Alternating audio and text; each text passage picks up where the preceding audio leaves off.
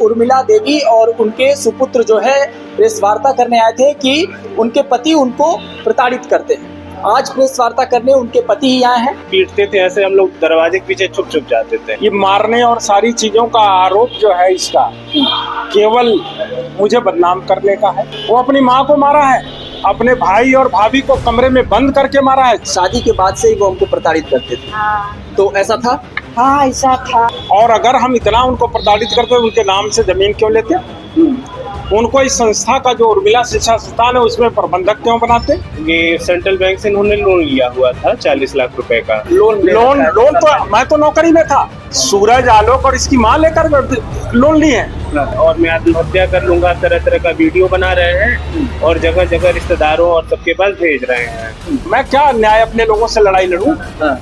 मैं हट जाना ही पसंद किया। नमस्कार, जीआर खबर देख रहे हैं आप और मैं हूं आपके साथ विक्की सिंह। बीते दिनों उर्मिला देवी और उनके सुपुत्र जो है प्रेस वार्ता करने आए थे कि उनके पति उनको प्रताड़ित करते हैं। आज प्रेस वार्ता करने उनके पति ही आए हैं और इनसे बहुत सारी चीजें बात किया जाएगा। इनसे एक सिंपल सा सवाल है, अपने पति और बेटे को क्यों मारते हैं?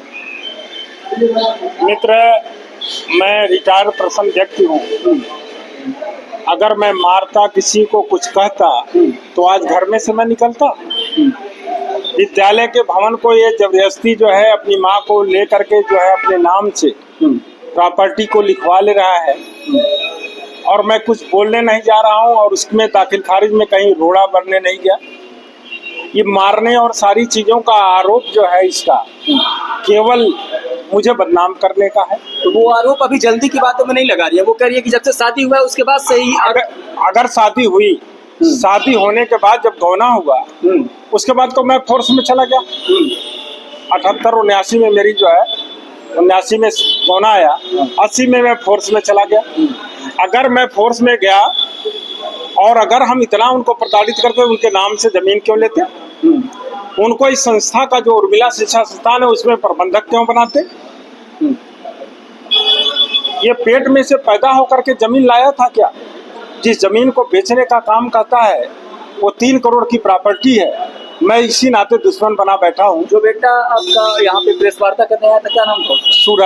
सूरज ये बता रहे थे कि माँ को मारते ही हैं और हम लोग को इतना मारते हैं कि जब वो आते हैं तो हम लोग सहम जाते हैं। ऐसा है मित्र, जो है कोई भी कहने के लिए कुछ भी कह ले। वो अपनी माँ को मारा है, अपने भाई और भाभी को कमरे में बंद करके मारा है। जब मैं नौकरी में था आजमगढ़ तो यही इसकी माँ कहती थी कि उसको मार रहा है। बीमार पीजीआई से मैं लौटा के लाया था उस बेटे को। और इतना हत्यारा व्यक्ति है कि अपने बहन को, बेटे का यहीं पढ़ रहा था उसको मारा। विद्यालय में जो है बच्चों को मारता था। अच्छा, एक परिवार जो है ये इकट्ठा रहता है, संगठित रहता है तो एक ताकत रहता है।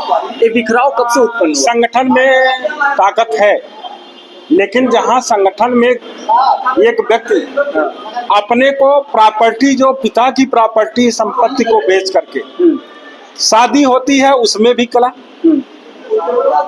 वहां से रात में ही, शादी के बाद रात ही में 2 बजे रात में मजबूर कर दिया अपनी पत्नी को जो है। यहाँ पत्नी आ गई, सुबह हमारी बेटियां, मैं वहाँ सामान लदवा रहा था, सारी बेटियां मेरी रोने लगी।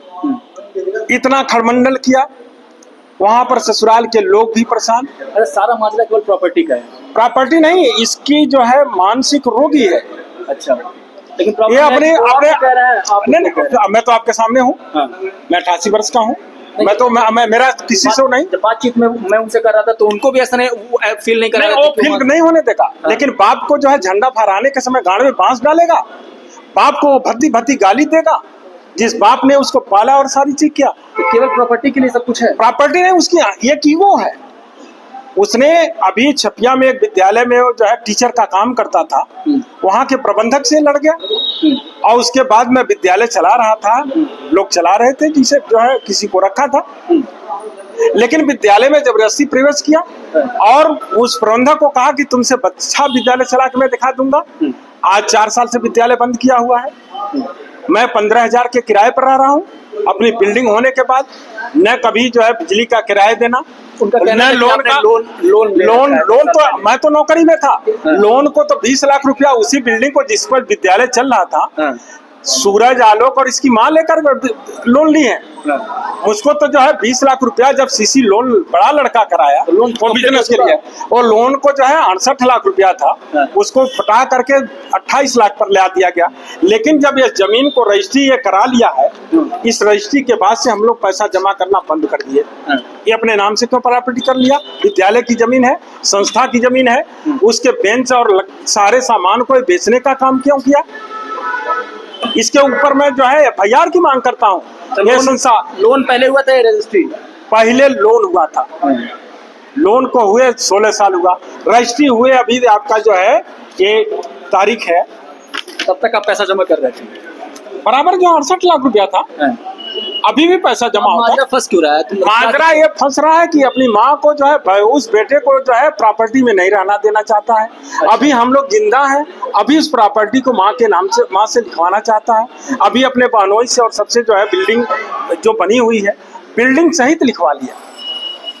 बिल्डिंग तो हमारे दामाद नहीं बनवाए थे, जमीन मैंने दिलवाया। माँ है उनका साथ दे रही है? माँ साथ केवल डर बस दे रही है। अच्छा, वो भी भयभीत है। वहाँ घर में कोई भी व्यक्ति सुख चैन से नहीं है। मेरी बिजली कटवा देना, उसको प्रताड़ित करना, बिजली का बिल मैं जमा करता था 2 महीने से नहीं किया।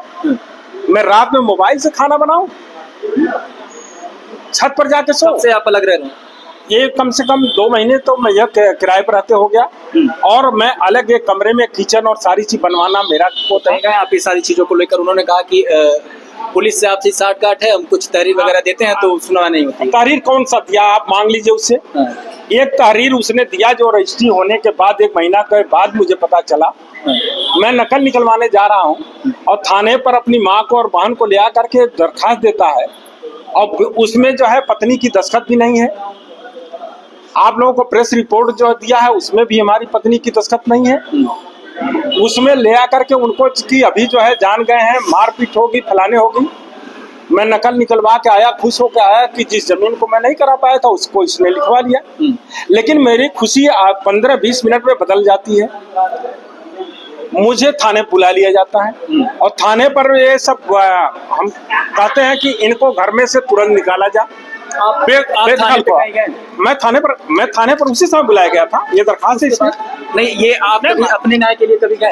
मैं क्या जो है, मैं क्या न्याय अपने लोगों से लड़ाई लड़ूं? मैं हट जाना ही पसंद किया। छोड़ चुके हैं। मैं हट जाना पसंद किया। हट जाने के बाद ये दरखास्त है, देखिए ये मुझे बेदखल कर रहा है, मेरी प्रॉपर्टी और मेरी सारी चीज। आप लोगों से उसमें कह रहा कि मेरी जमीन।